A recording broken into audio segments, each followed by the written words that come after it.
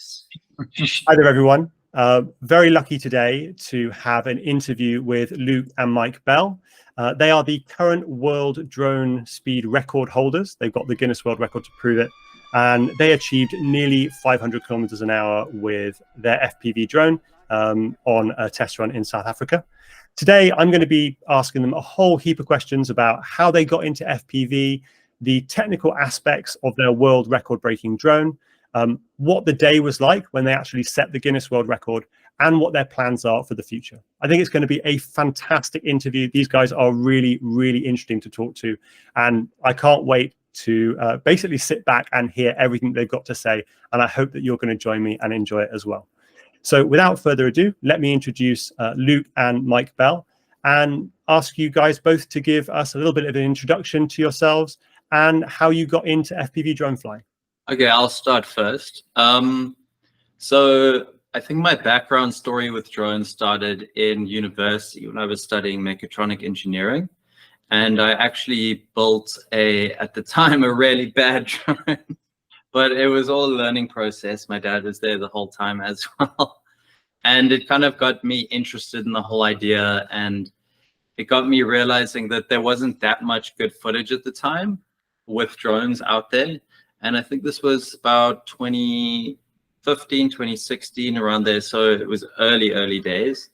And I actually started doing a lot of cinematic footage with drones, and eventually picked up clients and stuff. And by the time I was done studying, I actually had enough clients that I carried it on doing it. And I actually made a bit of a career about it. And I started doing normal filming as well. And I got to travel to a bunch of cool places. And yeah, there was no reason for me to work as an engineer at that point. But for this project, it's quite funny because I've actually come full circle where I'm actually basically doing the exact type of engineering that I studied with drones and building drones that require everything I learned and using that knowledge. But yeah, in terms of actual FPV, I got into it I think about 3 or 4 years ago. I realized it was time for me to learn, and I downloaded the simulator, Velocity Drone. Mm-hmm. And I think I did about 60 hours of simulated flights. Wow. Of like a 1 month period or something crazy. So I think between the time I started learning FPV on the simulator and did my first big job, it was about 1.5 months. And this was like a massive, actually Facebook adverts that we shot in Ghana. So I was totally underqualified for this, but I think I actually did a really good job, and it was all down to that simulator. And from there, I've been really interested in high-speed drones and had this idea. I think it was about a year ago now. No, not even. Less than a year ago. I said to my dad, I think we could beat this high-speed drone record. It might be fun. And that's how it started personally for me. Yeah. Fantastic. And what about you, Mike? How did you get into drone flying? Luke and I have always been building stuff together. And then, of course, when drones came on the scene, it immediately piqued our interest because it was just such an amazing opportunity. I mean, they're phenomenal vehicles. And I do remember when Luke had been, I think you were actually still studying mechatronics. You were quite early in, but you basically said something along the lines of DJI, making these drones, but if you can make it yourself, then you can make even better ones. And it quite quickly realized what phenomenal research and development DJI put into it. I mean, they are just phenomenal. The stuff is so reliable. I had a Mavic for about 5 years, which I used for photographing buildings. I'm an architect. I used to be an architect, and this drone literally never once misbehaved. It was just like the most obedient, reliable thing, and relied on it very heavily. It was super useful for filming, to photographing architectural building sites. You could take it when nothing else could go. Not a helicopter, not scaffolding. It was incredibly useful. So that's my background. But in terms of FPV, my reaction times is way too slow. could never fly. They'll leave that to Luke and other guys. All right, so you're more helping with the design and the build of some of these super high performance drones. Yeah, and I think I've got really good practical structural sense. So in terms of that, I think that's where a lot of my usefulness comes in, and obviously the 3D modeling, which I love doing. Learned as an architect. So before we dive into the background and preparation for your world record attempt, where can everyone who's watching this video follow you guys, what you've been up to? How can they stay up to date with what you're doing? Yeah, so we've actually both got YouTube channels. And for this latest project, I did my main video, and then my dad did like a behind the scenes of how he designed the whole thing. And it's super in depth and very interesting. So I'd obviously recommend people watch both of them because they offer different insights into what people are interested in. But yeah, I'm sure Chris is able to put our links in the description, so you can find us there. Yeah, absolutely. I'm going to put all those links down below, both to your YouTube channels and to those specific videos that you mentioned. So can you describe to me, take me through the journey that led you to attempt this world record? Because I know this is not your first rodeo, is it, guys? No, it's not. So late last year, we did our first run, and that was what we called the Peregrine 1 drone. And it was a culmination of a few months of work, I think 3 or 4 months of work at that time, trial and error, figuring out what motors work, what propellers work, how to make sure components don't fail mid-air or motors don't melt or everything like that. So leading up to this one, this is kind of like the less prototype version of the first one. Like it's more of a solid product. We refined everything that we learned in that one and put everything into this new one and just optimized every part of it basically. So would you say the first version was more like an alpha prototype and that this is like a beta prototype? Would that be how you describe it? Yeah, I would say so.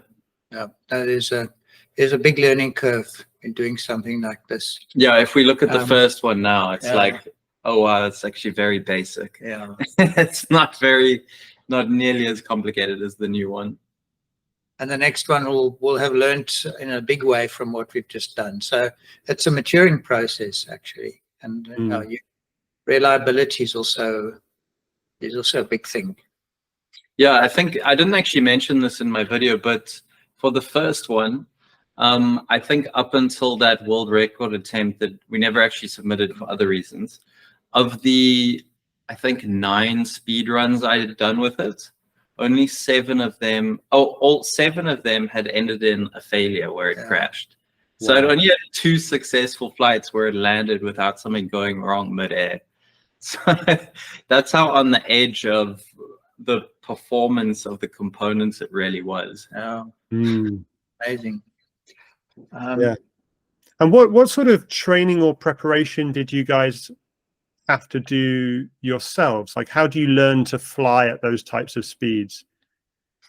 Yeah, that's an interesting one actually. So it comes pretty intuitively if you're already into FPV. The only difference is to really nail that perfect flight where you're flying just above the horizon to make sure you don't drop.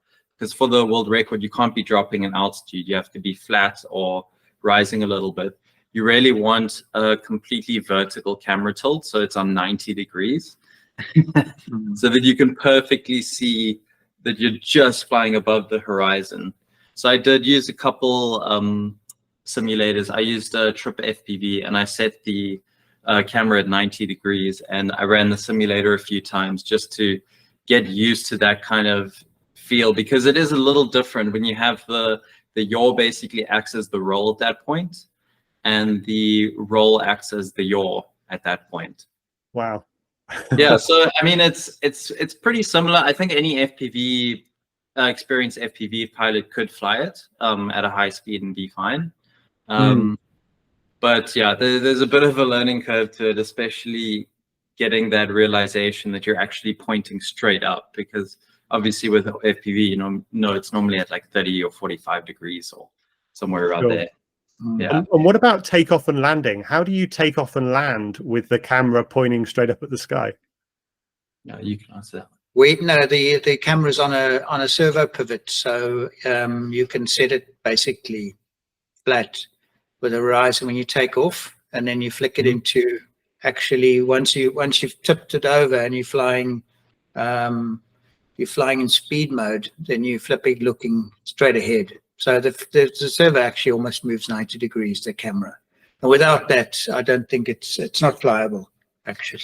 Well, I mean, what you can get by with is doing like 70 degrees or 80 degrees, but then like landing is such a nightmare then. And then it's also difficult to get that perspective of like perfectly horizontal flight. We opted for having a servo where we can change the camera. So right before, if I'm getting into position and landing and stuff, I think it's set at about 30 degrees or 40 degrees. And then right before I do the launch, I'll flick it up to 90 on the switch on the controller, tilt it forward, and then just go full throttle basically. Yeah, absolutely. Oh wow. So yeah, you do need the servo control, but also a bit of practice with the very, very high up tilt, it sounds like. Yeah, exactly. We also to study the data quite extensively to try and find out clues about, you can quickly see if you're rising, you're going to cut your speed by a lot. That's going to consume speed, and just to try and look at stability and noise to just try and optimize it so you can get the best out of the speed run. There's always so much that one can find out in the data. Yeah, at the end of the day, science is the winner. That's what we're doing. Data and science is how you get success. Yeah, I remember when we were talking about doing the PID tuning and trying to make sure that the PID loop wasn't too active during the high speed runs, so that the motors would sit at a higher throttle setting, and you get more thrust out of them. Yeah, it's quite a challenge, definitely. We get a lot of flack for using analog, for not using analog, because I mean that's like what you do when you do FPV. But for us, the visuals are super important. We'd like to put that on our channels, and that's what makes it really good to watch for the bulk of the viewers. Let's face it. So that's why the camera angles also are. We wouldn't do it any other way. The pivot is perfect because then you're picking the best camera visuals for the attempt as well.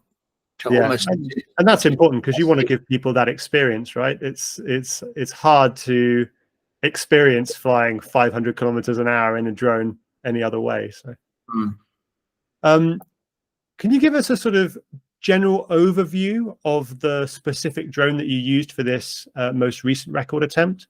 And did you have to make any special modifications or use any technologies that we wouldn't expect in a normal FPV drone flight? Yeah, so for the drone actual parts and the specifics, one of the major things that people don't realize is your speed is very much governed by the propeller you use. And with regard to that, it's the pitch. So your top speed is calculated by the pitch of the propeller. And you could have all the power in the world. If you don't have a high enough pitch, you're not going to go very fast. It's like trying to break a car world speed record in second gear or something. So you really need to put the car, or the drone in this case, up to 6th or 7th gear to get that high end speed. And that's what using a really high pitch prop does. And for this one, we settled on the APC 7x11 inch prop, which is a really good size, and it allows for a lot of power, and it's a good thick base. We never had any failures with it. I was actually really impressed because that was a genuine concern that a prop might fail mid-air.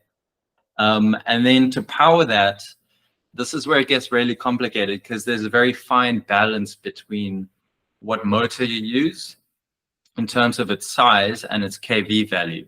Because as Chris actually told us while we were learning about this, is that each motor, based on its physical size of motor windings and permanent magnets, it can only deliver a maximum torque to a propeller. And past that, you're going to draw excessive amounts of current without increasing any torque or any speed.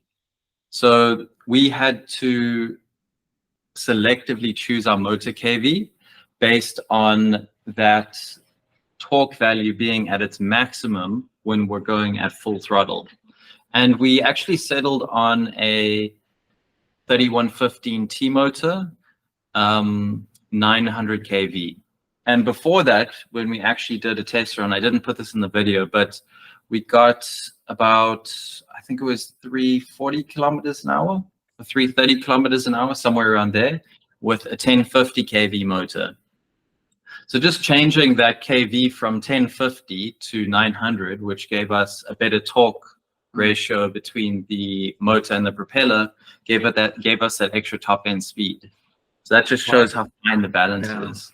And you know, racing cars and powerboats will tune their props and their gearing to the finest degree, and it really is it's an optimization process. It's actually done more just with just in real life. It's got to test and see what works. It's really interesting that small difference actually made all the difference. Took us from not busting through 400 all the way to 480, and I think there was still more left in that system. So 480 was not it. It still had more in it. The other interesting thing was on props is we had the 7-inch props. We thought, let's try the 5. When we couldn't break through 400, we thought, let's try the 5-inch, 5.25-inch props. And it was amazing because they were running up at 40-something, 40,000 RPM. 50,000. Actually, it's right. We hit beyond 50. And, you know, the effect of what happens when the tips break the sound barrier is it's literally like the tips are hitting something. They're hitting something solid, because that's what happens with as you're hitting Mach 0.9 is the air becomes really hard and the drag just rockets up. And as the tips are hitting that hard air, the RPM would instantly drop to about 30, 25 immediately. And then there was like a sawtooth pattern in the graph as it ratchets up to 50 and then just drops down immediately back down to 30 as it was breaking the sound barrier. So clearly, you know, that's just a complete no-no. You can't have the props getting close to the sound barrier. I think 0.85, Mach 0.85 is about the limit. That's amazing. And there was no extra noise. It wasn't, you know, it wasn't making anything to do with sound, but it was literally the air becomes hard. The air becomes incompressible. That's what it is. Basically, you know, it can't get out of the way. Like the air could only move out of the way at the speed of sound, and if you're moving close to that, it just can't go anywhere. So, yeah. So then it just becomes solid. Just to finish that, in case people do want to know all the specs, for the ESCs, we are powering each motor from a single ESC, which we settled on 12S. And the reason for that is by raising the voltage, you basically get more power with less heat, essentially. Yeah. So, I mean, it was all about that. At these power ratings, you're drawing so much heat that you want to try and reduce it as much as possible. And that's why going up to 12S just reduces that a little. So the final ESCs we used were APD ESCs, which not our favorite, but in the end they worked. And then other than that, we also used Dogcom 1550 milliamp hour 160C batteries, 2 of those in series to make 12S. And they work pretty well, but they almost turn into single-use plastics, because if you use them too hard, you can immediately see the performance drop off like heavily. I think the one point where we drained them too far, the next flight I did with them, I think they were down to like 70% capacity. Wow. Quite bad, yeah. You got to be careful with these batteries if you want to use them multiple times, and definitely not drop their voltages too low. Yeah, that's incredible. We did find with the ESCs, it's anecdotal, but roughly, I mean, about a third of them they just pop. They just like were faulty or duds or something.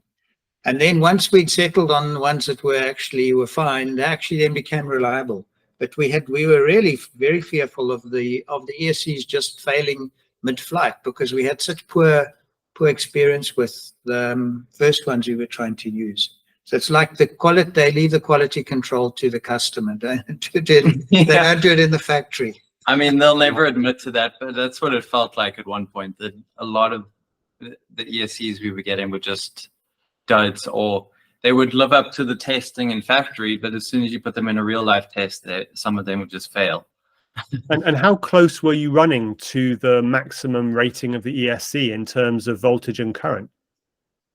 Not high. too high. The voltage, some of the ESCs I found the voltage regulator would pop when you plug in 12S, which means they should really have is it a TRS diode? I think TBS, it is. yeah. TBS diode to clamp that voltage down, because the voltage regulators can handle like 100 volts, but I think when you plug in a 12S, sometimes it can peak over 100. If you have big capacitors, it helps with that as well. Just keep that down a little. But yeah, at voltage, they were all under what was spec'd out, and current as well. They were spec'd out for. We were using under the regulated amounts. But I think those current ratings are kind of a factor of heat entirely, where if you have really good ventilation, you could run them at even higher than what they're rated for. And if you have zero ventilation, they won't run at that current for very high. So I think it seems like it's a thermal regulated thing, and it's just an estimate based on, I don't know, maybe an ambient temperature of a certain level that they get those figures from. Yeah, I can agree with that. I mean, I've certainly had ESCs running way above their maximum current ratings. And the typical failure mode is like one of the MOSFETs will just desolder itself from the board. Oh, and that's the failure mode. You know, the thing continues to operate, but one of the components just gets so hot that it just melts, and then the solder melts and it falls off the board. Yeah. Actually, now that you mentioned that, we did have the wires that came installed on the motors from the factory. And there's so many comments about this being like, oh, you guys are so stupid. If you had any engineering knowledge, you would know how to choose the right wire gauge. But we were actually literally using what came straight from the factory. Yeah. And they got so hot that they melted the insulation on the wiring. And in some other tests, the wires would also desolder themselves from the ESCs. So we did have to increase our wire gauge on our motors from what came from the factory to what we actually needed to handle this ridiculous load we put on them. Yeah, I mean, I know because I was looking at some of the specs of your motors that the manufacturer T-Motor only expects those motors to be used up to about 6S voltage. Oh yeah. So I mean, that obviously limits the amount of current that you can push through the motor, but when you're running them at 12S, you can put twice as much current through those wires. So yeah, it makes sense that they would get really, really hot. Yeah, I don't even think it's a fault of theirs, because this is such an extreme use case. I mean, it's a bit ridiculous. So I don't blame them for it, but it is something that at least we found out on a bench test rather than in the sky. Yeah. And what about flight controller? What flight control software are you using? What flight controller are you using to control the drone? So we ended up using the Matic F405 HDTE. I think that's what it is. They've always got these complicated names. And the reason we went with that one is because I've had really good experience with Matic in the past, being just really reliable. I don't think it has failed this. And that flight controller can also take 12S directly to it, which not a lot of flight controllers can do. So that meant really rare. Yeah, we got the voltage telemetry straight to the flight controller without going through any other components or regulators. And yeah, that's the one we used for it. It worked really well. We're going to use it for the future ones as well, for sure. Yeah, I had almost assumed that you would have to have like a voltage regulator or something to power the flight controller, but yeah, amazing that that Matic part actually has a 12S. 12S rating. It didn't exist until I found that one, and then I was super stoked. Well, initially we were using 6S flight controllers, and you had to only plug in half the battery, otherwise you keep the voltage right.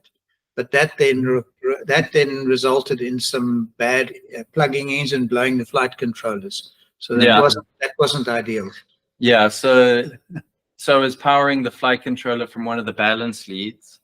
But if you plug in the wrong balance lead from the wrong battery, then the grounds are different. So you're in negative 24 volts or 48 volts, which blew 2 or 3 flight controllers. So at that point, it was like, no, we need to sort this out.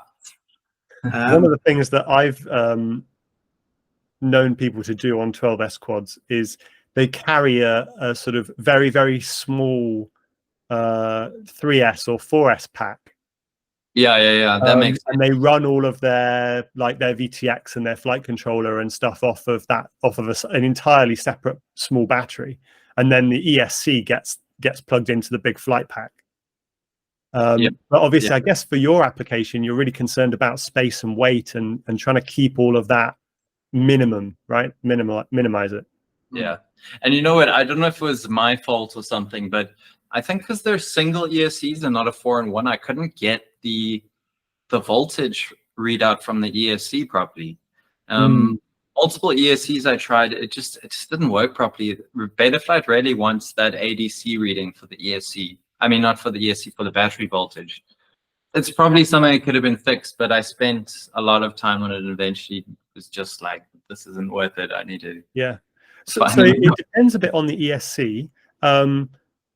A lot of ESCs, even those that support ESC telemetry, don't actually have a way to measure the voltage like on the board, or at least not that's actually like got code written for it or something. So it'll give you like temperature and RPM maybe, but it won't give you voltage because they just I guess the manufacturers assume that you won't need that information, that you'll get it some other way.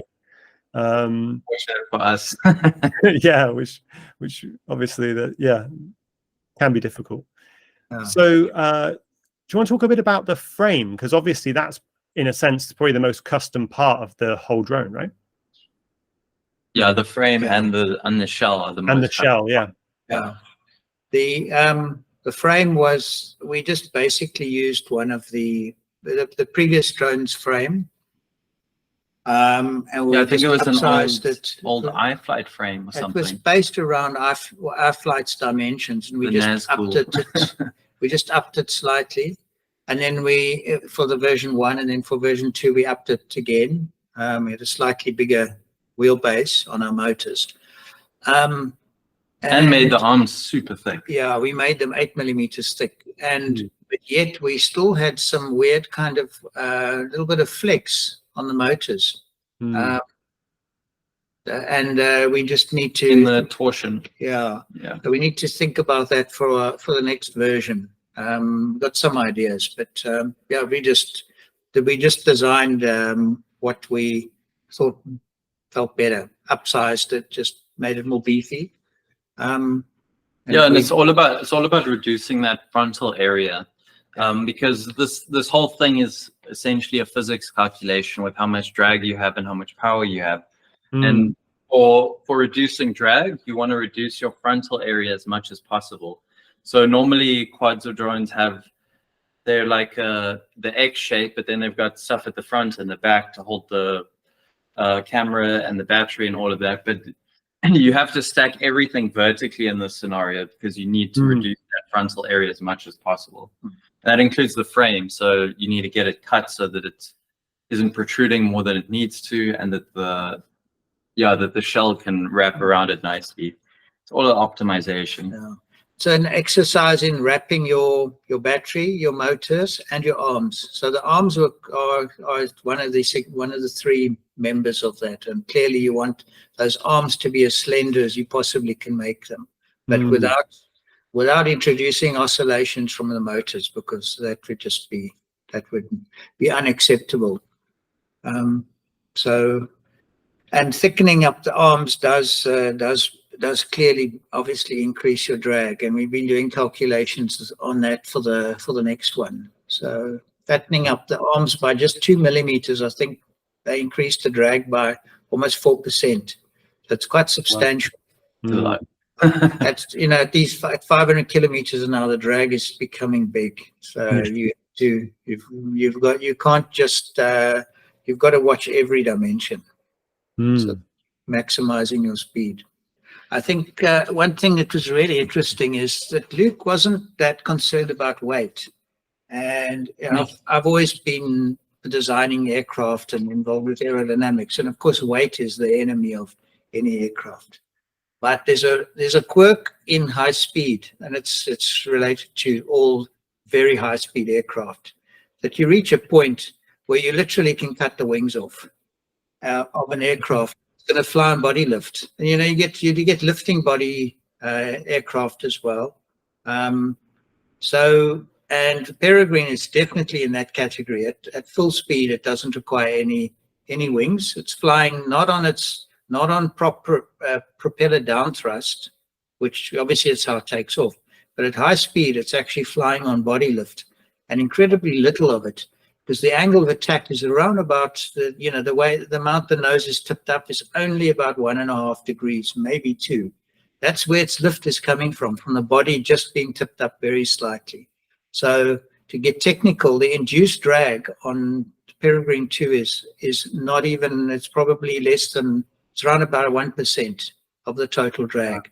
So you literally are lifting the body for almost no penalty, no drag or speed penalty, which is quite counterintuitive, but it's true. And as I said, it relates to all very high speed aircraft. They get their lift for almost nothing, because at that speed the drag is so high that you know the drag from lift that you add to that is basically negligible.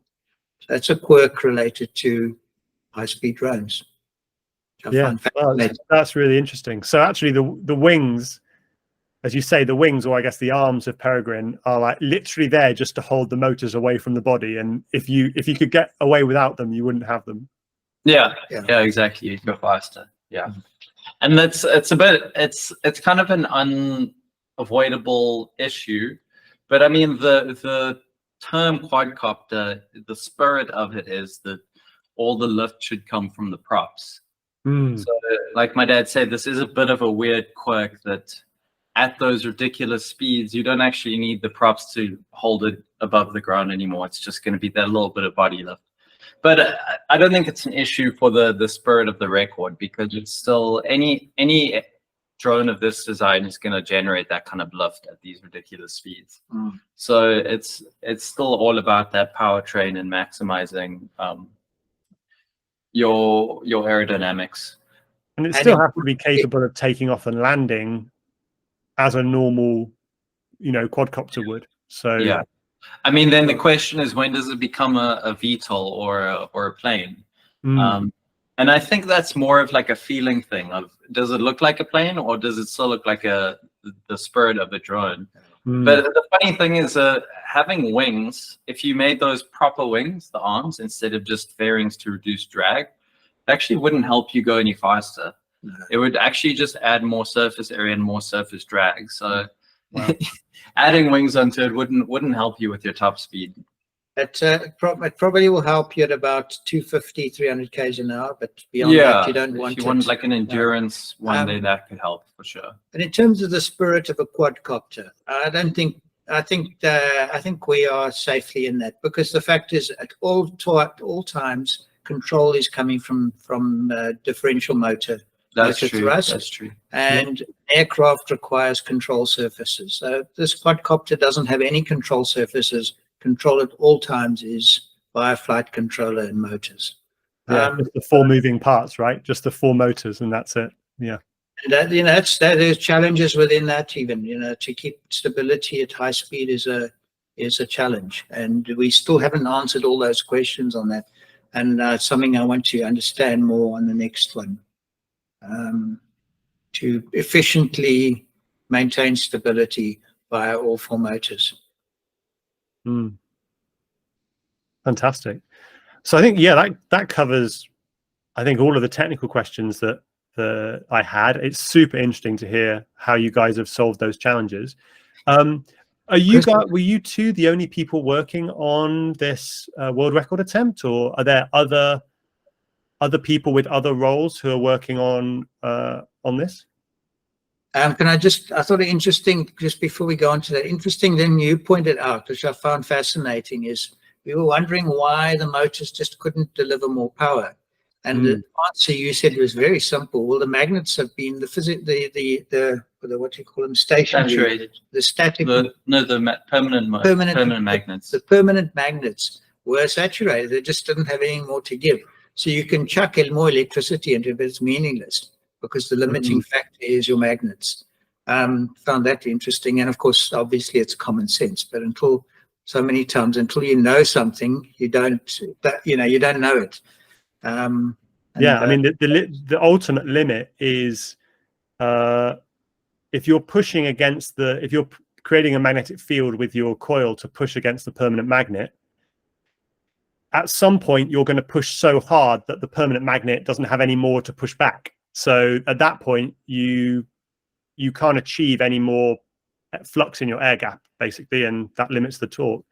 Which, of course, you can solve by going to bigger motors, because then you can get more area for the air gap, and that will give you more torque. But yeah, there is eventually you run into a fundamental limit. I guess you could start using electromagnets on the rotor, but I'm not sure how that would work. Oh, that's cool. That's true. But then you lose the brushless. No, it's still brushless. You need motors like that. Oh, do you? Yeah. Okay. You need to somehow drive the coils in the rotor, perhaps. I'm not even sure how that would work. Oh yeah. So your other question, was anybody else involved? There was Jaden from Flying Robot did help quite a lot with like small little issues that we had.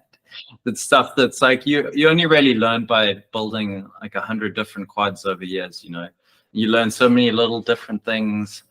And we also got help from you with the tuning and that kind of thing quite a lot. And there were also quite a few very simple questions that you were able to answer, which saved a good few days or even weeks of time just wasting on something you can't figure out.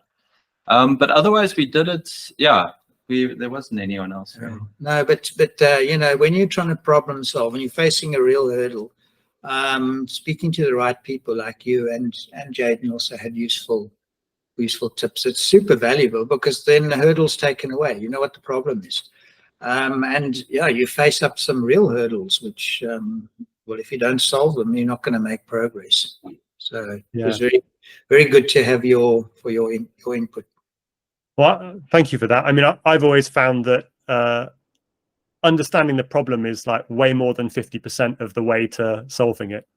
That's often the hardest bit, is understanding why something has gone wrong. And then once you know why, it's often possible to get around it.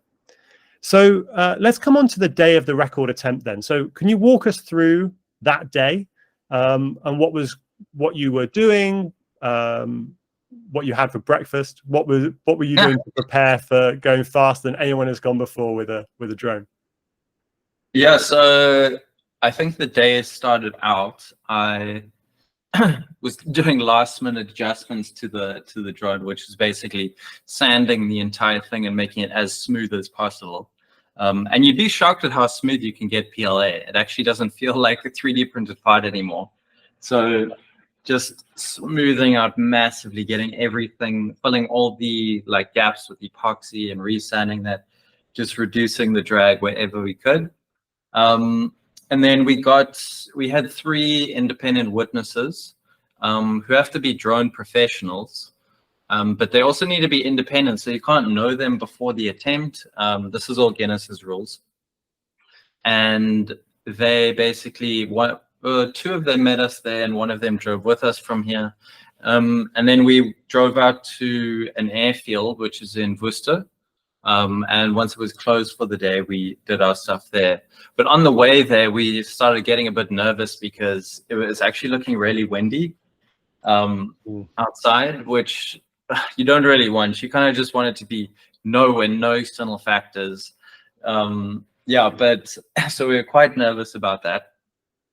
We waited quite long for the wind to drop a bit, but eventually it was getting quite late and we just decided to go for it. So we did the first flight, and that was downwind, and that happened to be the fastest one. We got up to 510 kilometers an hour. So that was really that was very exciting and super surprising as well, because up until then we had gotten nowhere close to that. So that was super cool. And to be honest, when I cut the power, it was still accelerating. It would have gone, probably would have gone to 525 or somewhere around that. But if you keep it going for too long, then you're actually going to run out of battery. Going at full power, I think the battery will only last like 15 seconds or so. Wow. And you need enough battery to get back and land safely and all of that, because if you also do any damage to the drone, crash it, then it doesn't count for the record. Yeah. And then we did another flight upwind, which I think we got about 450, 460. It was a bit slower because it was upwind. And then we were charging up batteries again. At this point, we only had 3 working sets of batteries, because our initial set of batteries that I bought, I think 10 of, they were also under way below their rated load. The battery terminals would pop, and basically the battery would break. So the internal connections between cells would break. So I had to buy more batteries, and I didn't want to spend a whole lot more money. So the short story is we only had 3 sets of batteries. So we also recharging in between flights and all of that. And then we did another downwind one. And no, we did another upwind one. Yeah. And on that one, my dad actually, or I don't know if it was you, but It was me. okay, he didn't quite click in the cover properly. So right at the end of the run, as I pulled up, and there's a high G-force on the body, it actually clicked up and almost entirely blocked the view of the camera.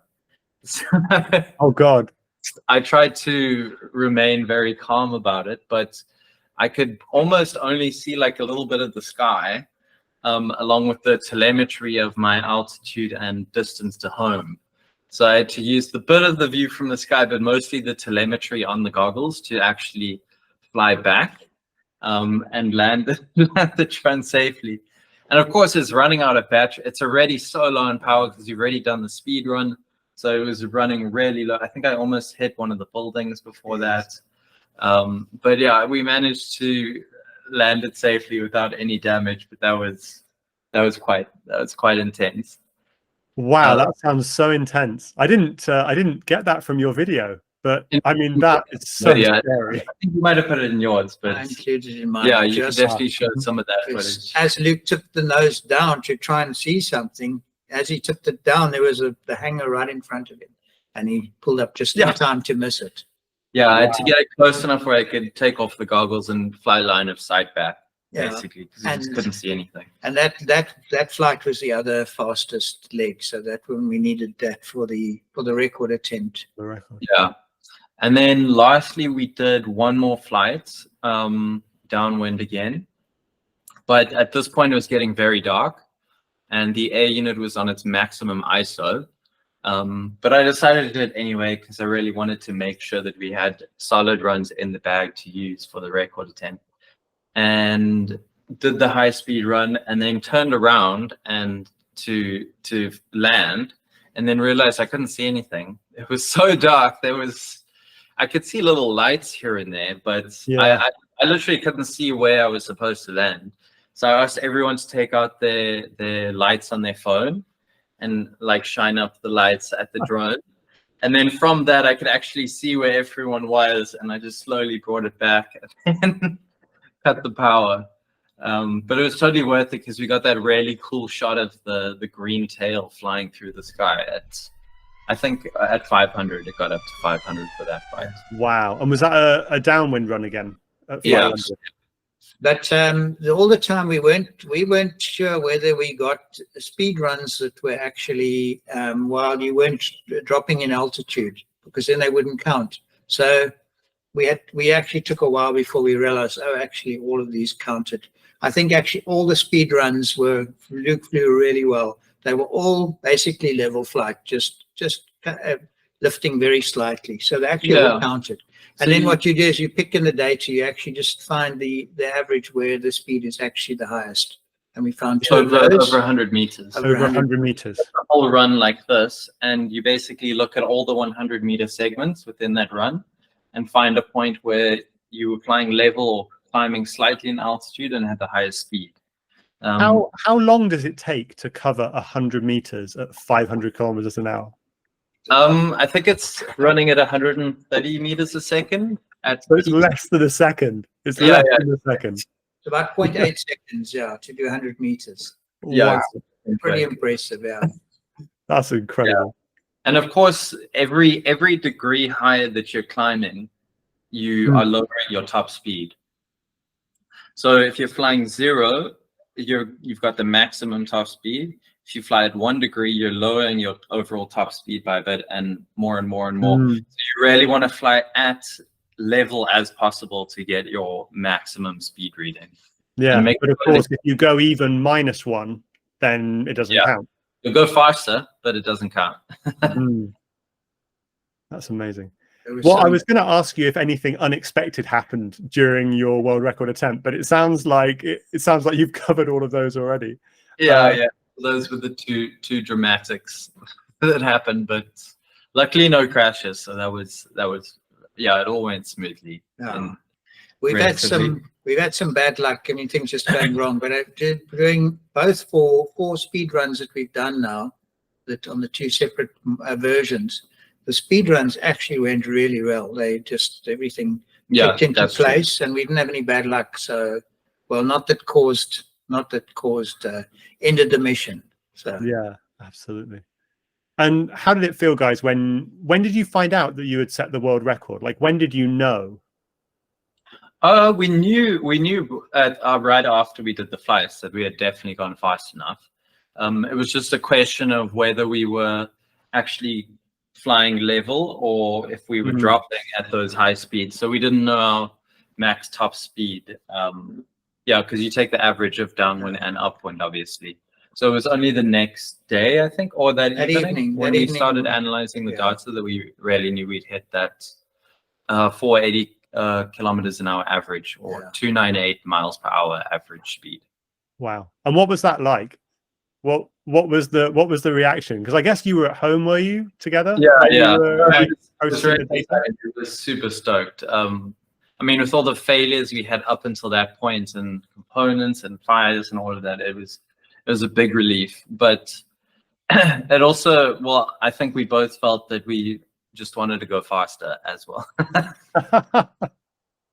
No, it was super cool. As Luke called out 500, that was such fun. Yeah, when I saw that number on the OSD, that was the most exciting part for sure. Yeah. Wow. Because I guess you knew right then that, this is definitely the fastest anyone's ever been. Yeah, exactly. With an FPV drone.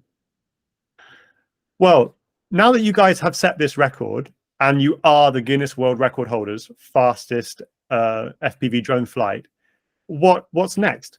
You said you just want to go faster. What are your plans for the future? So I think at one point we did think about waiting for somebody else to break the record before we re-break it. But I think we've gotten over that. Already a passing phase, was it? Yeah, it was quite a short-lived thing. So we're already working on version 3 now. It's well in the pipeline, and we've basically settled on all our components and batteries and all of that we want to use. And we've got some really cool design discoveries, aerodynamic discoveries that we've made using AirShaper, the CFD software, that I think we're not going to give any secrets away now, but I think they could really increase our top speed significantly. So that's the next exciting thing. Oh, that's great. So we'll wait for the next video to see what those new advancements are. I love that.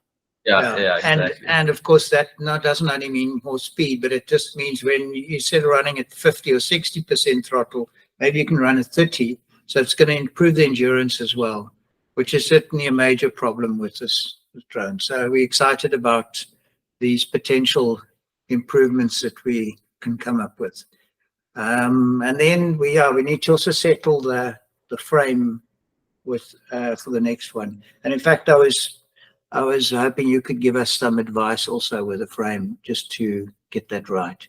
Yeah, absolutely. Introduce resonances and stuff, so we can't have that. Concentrating on it being a more of a camera drone to capture some good stuff, not just looking forward, looking sideways. So we'll be looking at doing stuff like that. And yeah, it's just fun actually, just developing a drone. It really is cool. Making it better, more reliable, faster, all those good things. Oh, fantastic.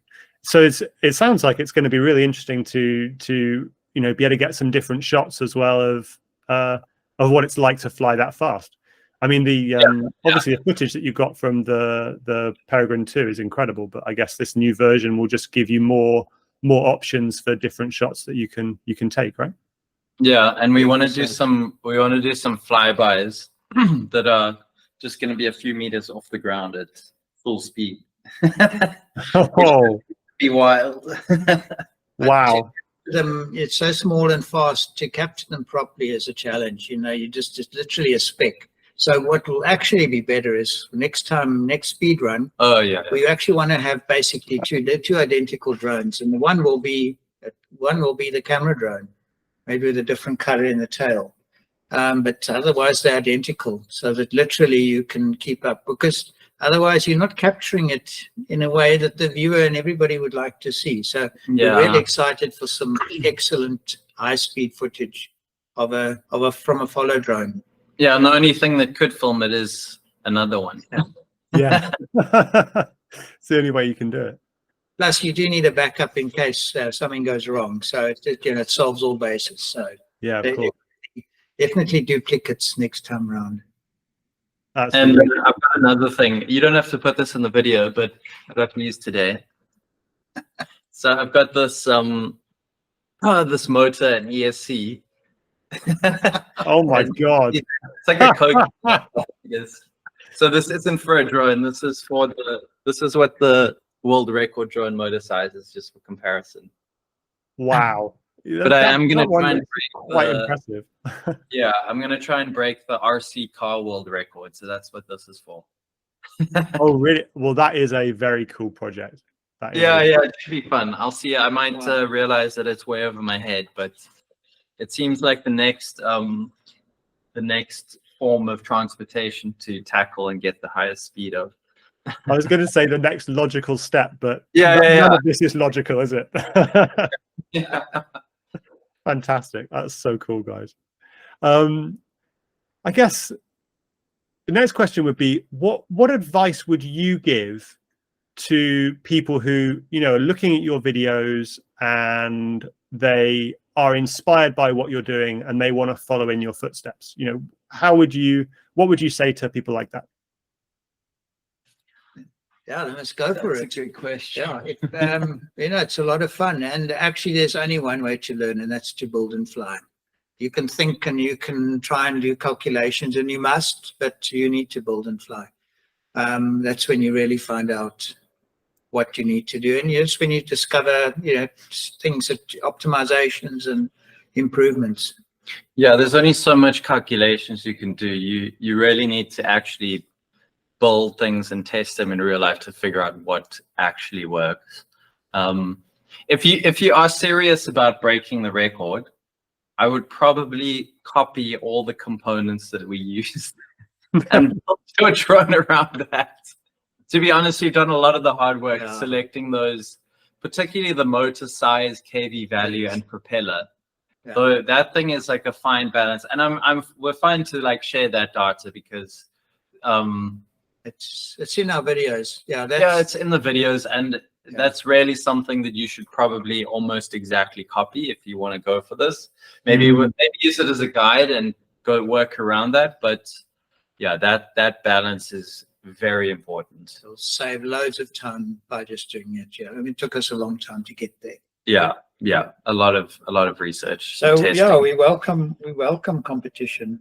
There's a guy in Virginia in America. He's taken the single ESC right to its limit. It just cannot go any faster. And he's probably the best competition we had. Yeah, I think he's hit 460 kilometers an hour with the 6S on a 4-in-1 ESC. Wow. Yeah. I mean, that's impressive. Yeah, impressive. It's very fast and impressive. Yeah. And he's probably running, I'm guessing he's running at about 1 kilogram to just over 2 pounds. We were up at 1.8 kilograms, 4 pounds.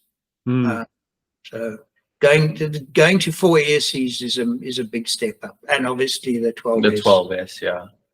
But more voltage brings more problems sometimes, as you would know as well, I'm sure, and many other people. But you can't make it. You can't just make it bigger. That doesn't help you. You actually got to still make it as small as possible. The small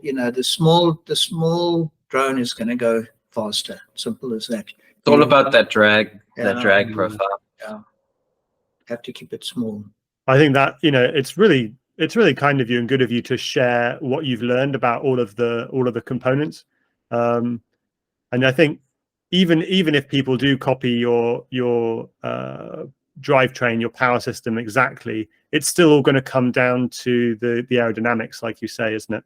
And how low drag you can get it, and obviously the skill of the pilot in getting that flat run, which is exactly. There's a lot of different aspects to it. So it's a long process, but it is a lot of fun. I would recommend other people try it. And it would be cool to get some good competition. I think we'd be pretty stoked if someone broke our record. Maybe not right now, but in a couple months or something. Just so that will take them a little while to get to that. So if they've been working on it, they might be ready to break it. So that would be cool. How do you guys stay motivated to keep doing what you're doing? What kind of drives you? What drives you forward to keep pushing these limits? I think it's probably a bit of masochism. Is that a bit? Maybe for you. Something is painful and gonna hurt, but you just have to carry on doing it. But no, it's just you kind of get in a bit of an obsession, hey? Yeah. Just obsessed with trying to make things work, and when they don't work, it's frustrating, and you want to give up for 10 minutes. But then, as soon as you get over that, for me, I feel like I have to figure this out and have to fix this problem.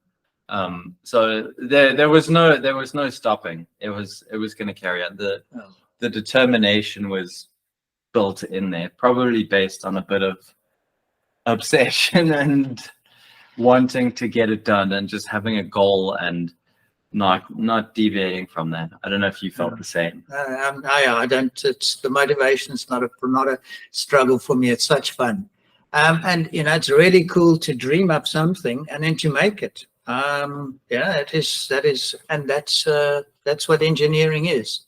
And also, being an architect, I come from a creative background. Well, I'm probably more engineer than architect. Maybe I'm starting to realize, but you're being creative and you inventing new stuff. You're solving problems in a new way, which is really fun. And I think a lot of people think that only artsy things are creative, but that's absolutely not true. Within engineering and within innovation, there is a huge creativity, and creativity is not art only. It's everything. And I marvel at the stuff that people can dream up and come up with the new inventions. So I think that's all part of that. I'm inspired by that. I think the other thing is I'm not good. I don't have quick reaction time, so I can't excel at stuff that requires good reaction, like flying. But I enjoy working stuff out as best as I can over time. So I do things well slowly, I don't do them well in split-second decisions like racing drivers or FPV pilots. I think I definitely fall into that category. I am an average pilot at best, but I really enjoy the engineering and the problem solving. And I think that is where you get to express your creativity, right? I mean, like how you go about solving these problems and overcoming them. That's the creative step. Yeah. Well, that's all the questions that I have to ask you about this pretty amazing world record. I'm just so impressed with what you guys have been able to achieve, and it's been an absolute joy to be able to learn a little bit more about it, to learn a load of stuff about that record attempt that I never knew before, and I'm sure that a lot of the people watching this video won't have known.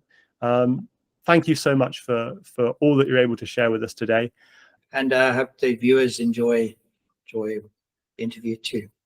Yeah, I'm sure they will. All of these interviews get heaps of views and people really, really love them. So I'm really pleased to be able to do it.